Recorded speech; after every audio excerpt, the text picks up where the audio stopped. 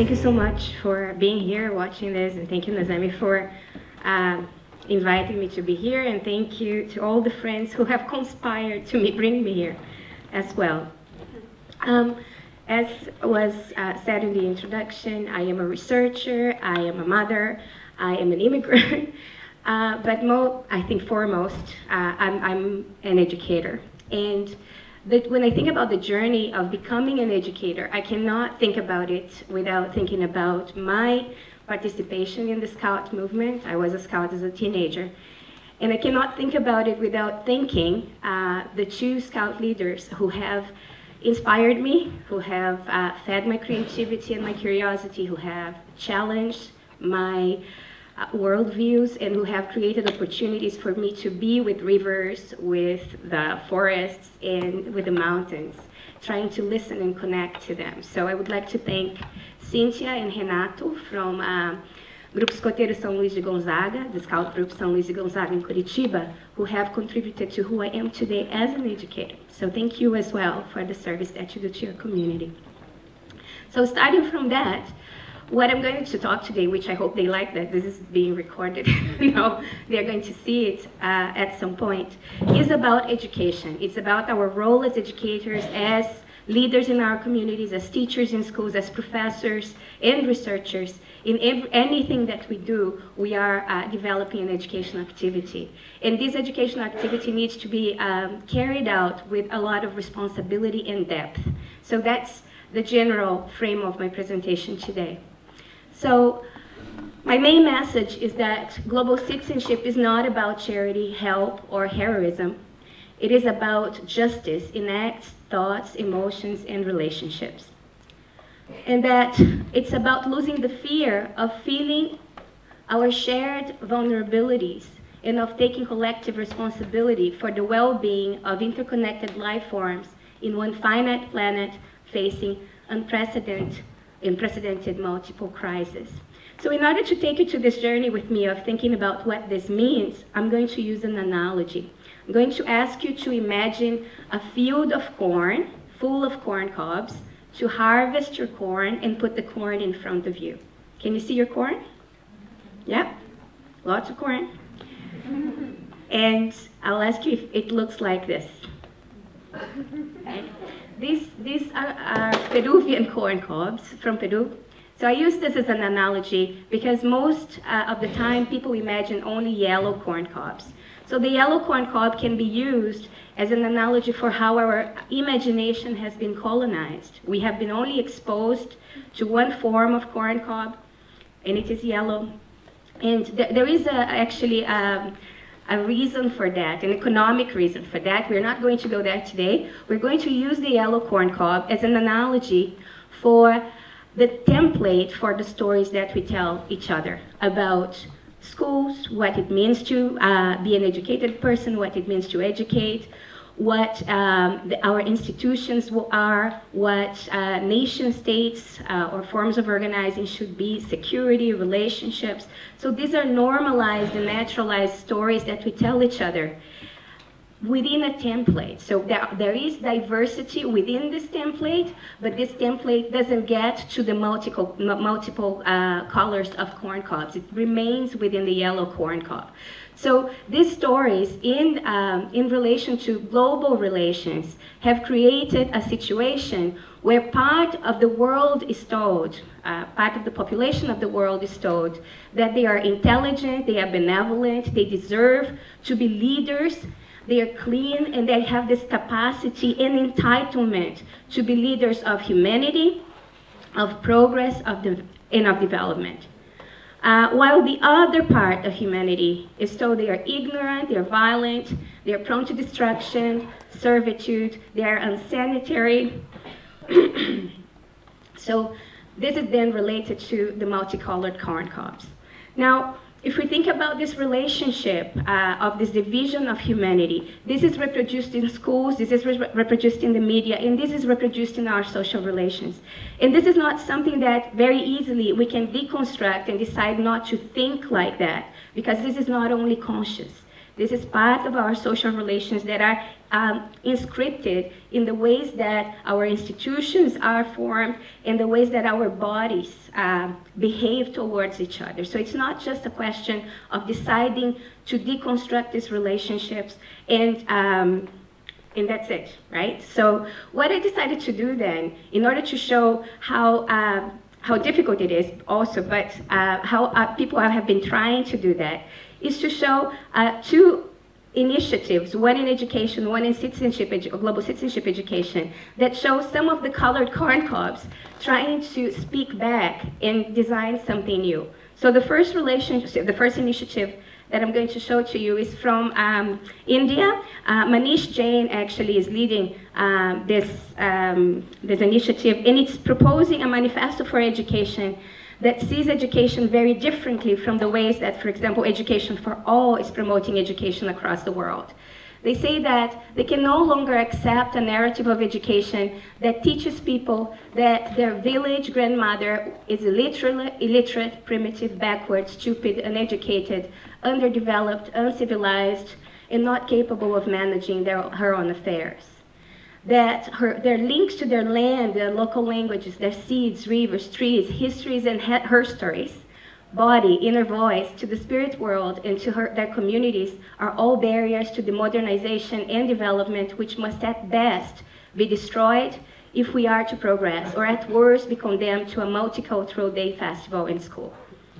That physical work in the fields, in their home and in their community is drudgery, and that the definition of happiness lies in drinking Coca-Cola, eating at McDonald's, using Fair and Lovely face, whitening creams, and chatting on Facebook.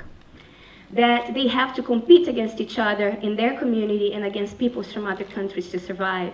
And that learning is a commodity along with the air, water, land, food, and acknowledges the property of individuals through copyrights and patents. So this is a copyleft text shared by the Shikshantai Andolan movement, and it's found on that website.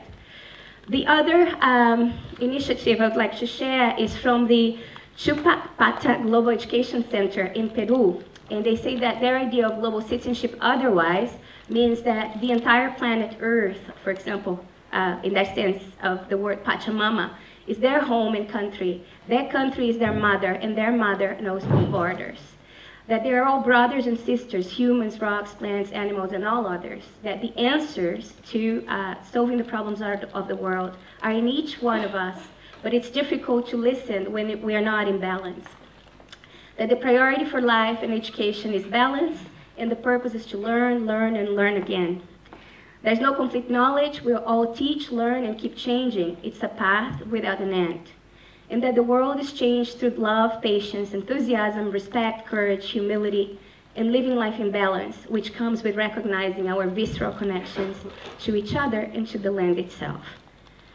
So there are different perspectives then on global citizenship education that I found in my research. And this is a generalization here, but that is a useful generalization for the purpose of what we're doing today. So one perspective from the point of view of the yellow corn cob, global citizenship education is about empowerment, leadership, consensus, progress, national identity, dialogue, innovation, affluence, competition, speed, making a difference to them, and separability. On the perspective of the colored corn cobs that I've been studying, not all of them, of course, instead of empowerment, they are talking about disarmament. Instead of leadership, they are talking about decentering. Instead of consensus, they are talking about pluriversalities. Instead of progress, remembering, which means also remembering in terms of memories, but remembering the fragments of the body that need to be put back together. Instead of national identity, planetarity. Instead of dialogue, listening and presencing. Instead of innovation, wisdom. Instead of affluence, giveaway. Instead of competition, complementarity. Instead of speed, taking time.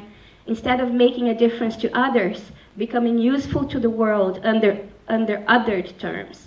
And instead of separability, entanglement. So I'm not saying that the yellow corn cob is bad and multicolored corn cobs are good, but what I'm saying is that we've tried this and we have reap the benefits of this, but also reach the limits of what we've been doing through the yellow corn cob. We cannot think about this as being either or, but being both and more. So we need to think about complementarity in that sense as well. So what I would like to talk about a little bit too, as I finish this presentation, is that thinking about the yellow corn cob and the multicolored corn cobs can give us the idea that it's just about imagining these different colors, but that's not as easy as it seems. Boaventura de Souza Santos talks about this relationship between the yellow and the multicolored corn cobs as a relation related to an abyss. It's like an abyss. On the one side of the abyss, there is the yellow corn cob. On the other side, the yellow corn cob sees nothing. So it's not about what the yellow corn cob doesn't imagine, but what it can't imagine. And in this sense, I go back to the idea of opening our eyes and opening our hearts. So opening our critical eyes to use reason to learn from the recurrent mistakes we have been making so far in order to make different mistakes, and to getting to the limits of our rationality, and opening our hearts to realize we have never been disconnected. What has been severed is our sense of connection to each other, not so much our connection. We can't sever our connection. We are connected through the planet and the interdependence of living in one finite planet. So what? In order to open our critical eyes, to use reason, to learn about things, we need to open the cans of worms. So the complexity, the complicity, the difficult pathway of learning about the past and about the mistakes we have made so far is something that we can do with the people we work with as educators. And it's something that we're not necessarily geared to doing coming from modern schooling, modern education. Modern education is about the reduction of complexity, the one right answer, and this idea that we can fix the world as it is. Maybe we can't. So the idea here is that in order to open our critical eyes, we have to not be afraid of the complexity, uncertainty, and plurality of the world in order to be able to deal with inequality. And in order to open our hearts, we will have to open ourselves to the pain that we have constantly inflicted on others. So for us to have all of this we have today, other people have to be enslaved, the earth needs to be damaged and harmed. So how is it that we came to want things that do harm to others? And unless we face that pain, we face the pain we inflict and the pain we're capable of inflicting, we're not going to be able to have the courage to see that our hearts are actually much bigger than we think they are, and connect to each other, reconnect to the sense of connection to each other that we might have lost through our own indoctrination in schooling in the idea of separability that these communities have talked about. So next, tomorrow and Saturday in the workshops, we're going to be talking about what it means to do that in practice, in activities outside, as we do when we're dealing with the Scouts movement. Thank you very much.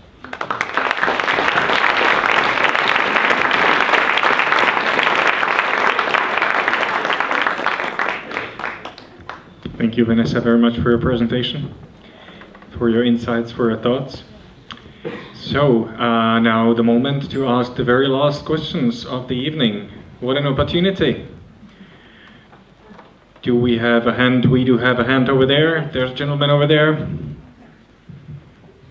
Tomáš, Czech Republic. I'd like to ask how to deal with the skepticism that comes from like being critical about everything. Like, I've dealt with it several times that world so sucks and so on, and that everything's so hard to solve, and you know, how to deal with it within myself. Thank you. I think that's a great question. In my research group, we talk about the critical eyes as the idea of intellectual accountability and intellectual answerability. And if we open your eyes very wide, you'll see that the problems are overwhelming, right? And sometimes incommensurable, and the risk of cynicism and paralysis is actually there. But that's why we talk about it together with the idea of open hearts, which we call in the research group the idea of existential surrender. Two different kinds of relationships.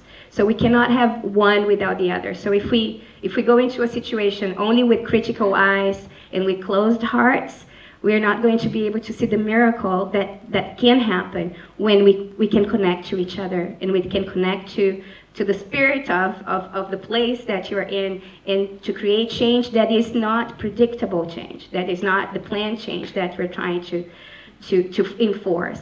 But if we go to a place also only with your open heart, but your closed critical eyes, you're open to these miracles, but you may be reproducing the same mistakes, thinking you're doing something new. So that is the combination of the critical eyes and the open heart. We also talk about two other things, but in the workshop we can talk about that. We talk about open flesh and open dreaming, which is the idea of not projecting what you want the world to be and walking together with people rather than trying to take them to your vision of reality. So, and also decentering the self, not making it about yourself, but making it about something bigger, right? And where you're not necessarily looking for self-validation, self-promotion, or self-congratulations when you are engaging in an activity. You do it for a different reason, for a different desire. So that's the kind of work that we've been trying. It's not that we have the answers. We're thinking about this as an experiment that will lead us to different mistakes. We're just a bit bored with the mistakes we have done so far, especially the mistakes where pedagogists focus on the self, and the idea that the self and putting ourselves in the center of the world is the answer. We're trying out other pedagogies of encounter where we talk about disarmament, decentering, and displacing of knowledge, so that we can always reach the limits of our knowledge systems and not be afraid of what comes with that. Thank you. Thank you for the question, Tomáš. Thank you for the question, Vanessa. We would have time for one very short, very simple question. Do we have any simple questions to very complicated topics? There is a very simple question over there. I'm curious.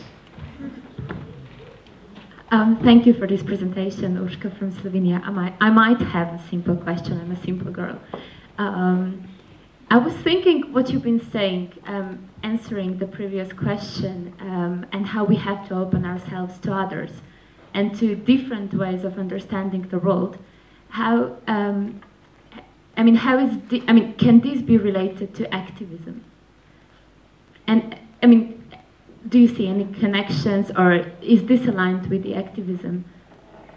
I think there are different ways of understanding activism, and there are different types of activism. So of course, in one way, it would be one way of it's impossible not to be an activist in a way, whether you're aware of it or not, because we're always making a difference, for better or worse. There's no decision that we make that doesn't have that political consequence and material consequence on others. But the idea of openness, I think, is newer in activism, and it has a different history. And I think the openness that I'm talking about, activism also has a history of the focus on the self, at least in Western cultures. In other cultures, it doesn't. So maybe understanding activism through different cultures might be a way of answering your question, right? A way of exploring what activism might mean in cultures that are anthropocentric, that center human beings in relation to nature, and that center human beings at the center of everything, and cultures that don't do that. So what would activism mean in these different places? And in that sense, I think activism is related to everything, depending on how you define it. Thank you for the question. Thank you for the answer. Thank you for the presentation, Vanessa. Thank you very much.